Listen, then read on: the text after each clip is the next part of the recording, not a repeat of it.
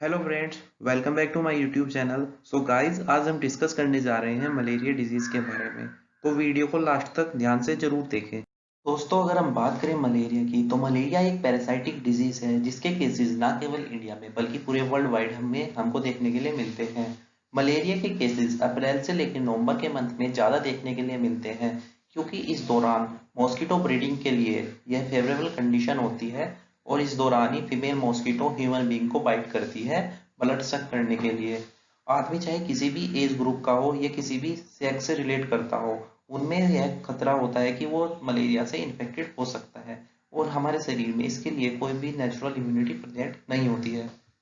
Malaria ग्रामीण इलाकों के लिए एक बहुत बड़ी प्रॉब्लम होती है as compared to urban areas, क्योंकि ग्रामीण इलाकों में हमको साफ सफाई देखने के लिए बहुत ही कम मिलती है और जगह जगह पर हमको जल भराव जैसी समस्याएं देखने के लिए मिलती है, जो कि एक मॉस्किटो के लिए ब्रीडिंग करने के लिए एक अच्छा पैलेस होता है। अगर किसी फैमिली में किसी को बुखार आ रहा है, तो उसके चांसेस बढ़ सकते हैं कि उसको दूसरे मेंबर को भी यह डिजीज हो सकती है। इसलिए हमेशा हमको मलेरिया के फीवर आने को उसको जल्दी से जल्दी ट्रीटमेंट लेना चाहिए, और अगर बुखार लंबे समय से रुकता है तो यह हमारे लिए डेंजर हो सकता है और हम कभी कभी हमारे लिए जानलेवा भी साबित हो सकता है। अगर हम बात करें मलेरिया पॉजिटिव ऑर्गेनिज्म की, तो मलेरिया एक मॉस्किटो बॉर्न फेब्राइल डिजीज है जो कि कॉज होता है मलेरिया पैरासाइट प्लाज्मोडियम से, जो कि क्लास स्पोरोजोआ से बिलोंग करता है। अगर हम बात करें मलेरिया की वो स्पीसीज जो ह्यूमन बीइंग में मलेरिया कॉज करती है, तो ये चार तरह की स्पीसीज हैं। नंबर एक पे आती है प्लाज्मोडियम वाइवेक्स, जिसकी साइकिल 48 आवर्स होती है। नंबर दो पे आती है प्लाज्मोडियम फैल्सीफेरम, जिसका फीवर इरेगुलर होता है या फिर हमको पेशेंट में एवरी 48 आवर्स बाद हमको देखने के लिए मिलता है, और यह हमारे लिए जानलेवा भी हो सकता है क्योंकि यह डायरेक्ट पेशेंट के सीएनएस पे अटैक करता है। नंबर तीन पे आता है प्लाज्मोडियम मलेरियाई। इसकी साइकिल होती है वो 72 हार्स की होती है और एक यह माइल्डेस्ट फॉर्म है इन्फेक्शंस की। नंबर चार पे आता है प्लाज्मोडियम ओविलाई। तो इसकी साइकिल 48 आवर्स की है और यह हल्का फीवर कॉज करता है, और इंडिया में इसके केसेस देखने के लिए बहुत कम मिलते हैं। यह ज़्यादातर अफ्रीका जैसी कंट्रियों में देखने के लिए मिलते हैं। अगर हम बात करें इंडिया में, तो 70% केसेस प्लाज्मोडियम वाइवेक्स और 25% केसेस प्लाज्मोडियम फैल्सीफेरम के ही देखने के लिए मिलते हैं। अगर हम बात करें मॉस्किटो की, तो सभी मॉस्किटोज मलेरिया कोज नहीं करते हैं, बल्कि कुछ चुनिंदा प्रकार के मॉस्किटो ही मलेरिया कोज करते हैं, जिसको हम फीमेल एनोफिलियन मॉस्किटोज भी कहते हैं। तो दोस्तों, अगर हम बात करें मलेरिया पैरासाइट की लाइफ साइकिल की, तो हमने इस लाइफ साइकिल को दो स्टेजेस में क्लासिफाई कर रखा है। नंबर एक पे आता है एसेक्सुअल साइकिल, जो कि ह्यूमन बॉडी के अंदर होता है, और दूसरा आता है सेक्सुअल साइकिल, जो कि फीमेल एनोफिलीज मॉस्किटो के अंदर होता है। तो नंबर एक पे हम एसेक्सुअल साइकिल डिस्कस करते हैं, जिसमें होता क्या है, जो इन्फेक्टेड फीमेल एनोफिलीज मॉस्किटो होती है वो किसी भी हेल्दी पर्सन को काटती है या उसका ब्लड सक करती है।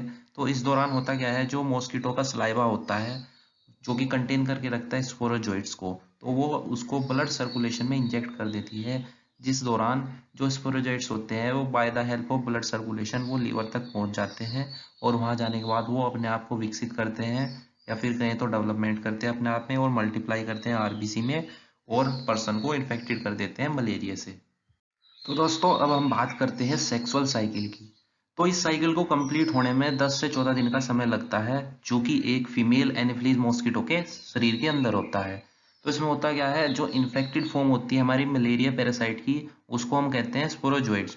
तो इस दौरान क्या होता है, जो ये फीमेल एनीफ्लीज बॉडी के अंदर स्पोरोजोइट्स होते हैं वो उसकी बॉडी कैविटी में प्रेजेंट होते हैं, और वह बॉडी कैविटी से लेकर सलाइवरी ग्लैंड्स तक आराम आराम से इन 14 दिन तक पहुंचते हैं, और वो उसकी सलाइवरी ग्लैंड में प्रेजेंट हो जाते हैं। इसके बाद जब भी वह फीमेल एनीफ्लीज मॉस्किटोस किसी भी हेल्दी पर्सन का ब्लड सक करेगी, तो इस दौरान वह अपने सलाइवा के थ्रू उस स्पोरोजोइट्स को उसके हेल्दी पर्सन के ब्लड सर्कुलेशन में इंजेक्ट कर देगी, और उस पर्सन को मलेरिया कोज हो जाएगा। तो दोस्तों, अगर हम बात करें इसकी मोड ऑफ स्प्रेड की, तो मलेरिया कई कारणों से पर्सन टू पर्सन ट्रांसमिट हो सकता है, जिसमें नंबर एक आता है इन्फेक्टेड एनोफिलीज मॉस्किटो के बाइट करने से। अपनी एक लाइफ साइकिल में मॉस्किटो कई सारे पर्सन को इन्फेक्टेड कर सकता है। मॉस्किटो के इस ट्रांसमिशन को हम वेक्टर ट्रांसमिशन भी कहते हैं।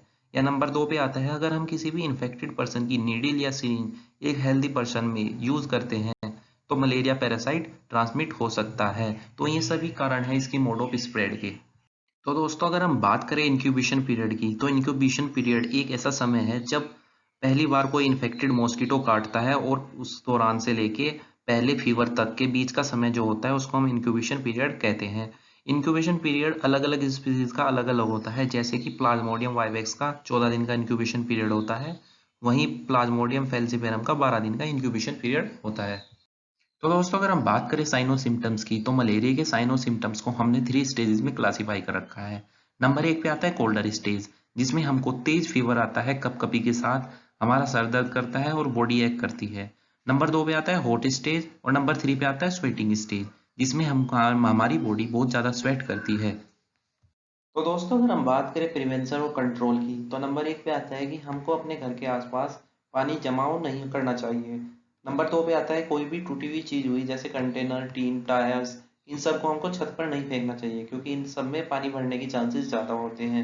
नंबर 3 पे आता है कि जो भी हम अपना पानी स्टोर करके रखते हैं उसको ओपन कंटेनर में नहीं रखना चाहिए।